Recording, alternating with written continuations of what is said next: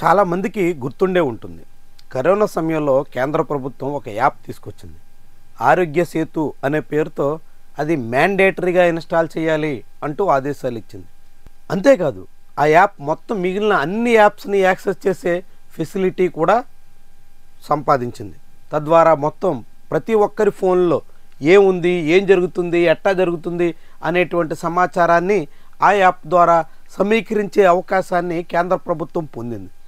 కేంద్ర ప్రభుత్వమే అయినప్పటికీ ఇతరుల ఫోన్లలో ఉన్న డేటాను చోరీ చేసే అవకాశం ఎవరికీ లేదు. వ్యక్తిగత స్వేచ్ఛ ఎంత ప్రాధాన్యత కలిగిందో వ్యక్తిగత ప్రైవసీ కూడా అంతే ముఖ్యమైనది. కాబట్టి అలాంటి డేటా చోరీకి భారత రాజ్యాంగం ప్రకారం కూడా అవకాశం లేదు.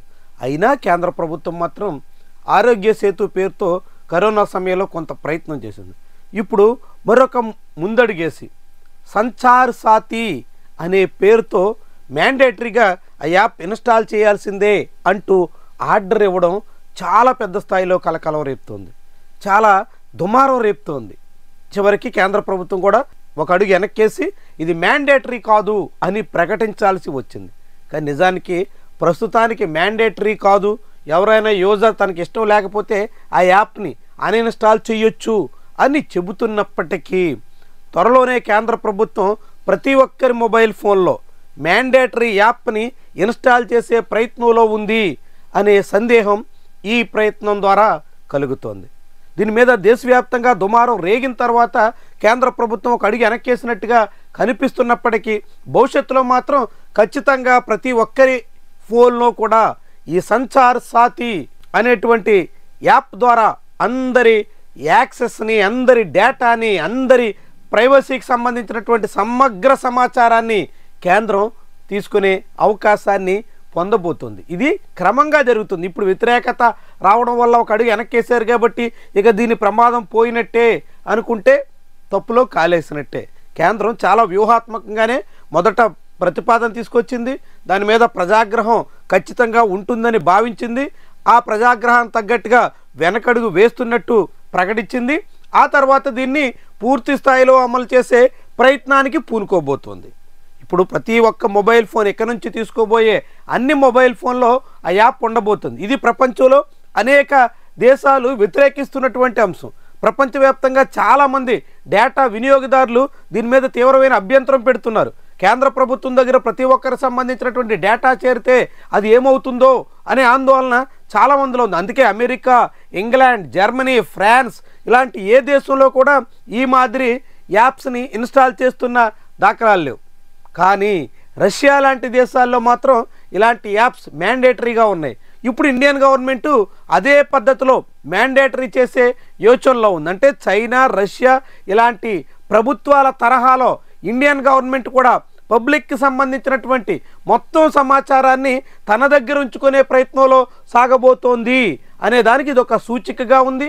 క్రమంగా జనానికి మైండ్ సెట్ చేసిన తర్వాత మ్యాండేటరీ చేయబోతున్నారు. ప్రస్తుతం తాత్కాలికంగా వెనకడుగు వేస్తున్నట్టు టెలికాం శాఖ ప్రకటించినప్పటికీ ఇది చాలా కొద్ది కాలం మాత్రమే ఉండబోతోంది.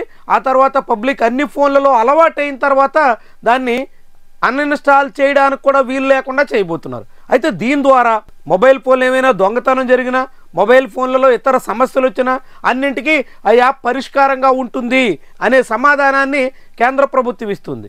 ఇప్పటికే థెఫ్ట్కు గురవుతున్నటువంటి ఫోన్లు కానీ, ఇతర అనేక రకాలుగా మిస్ అవుతున్నటువంటి ఫోన్లు కానీ పబ్లిక్ ఎప్పటికప్పుడు తిరిగి సేకరించడానికి అనేక రకాల యాప్స్ ఉన్నాయి, అనేక రకాల అవకాశాలు కూడా ఉన్నాయి. ఇటీవల పోలీసులు ఒకేసారి పెద్ద సంఖ్యలో మొబైల్ ఫోన్ల రికవరీ చేస్తున్న అనుభవాలు కూడా ఉన్నాయి. అయితే ఇప్పుడు ప్రభుత్వం మాత్రం ఈ యాప్ ఆధారంగా చూపించి పబ్లిక్కి సంబంధించినటువంటి సమాచారాన్ని, డేటా మొత్తాన్ని కేంద్ర ప్రభుత్వం తన వద్ద ఉంచుకునే ప్రయత్నం చేయబోతుంది.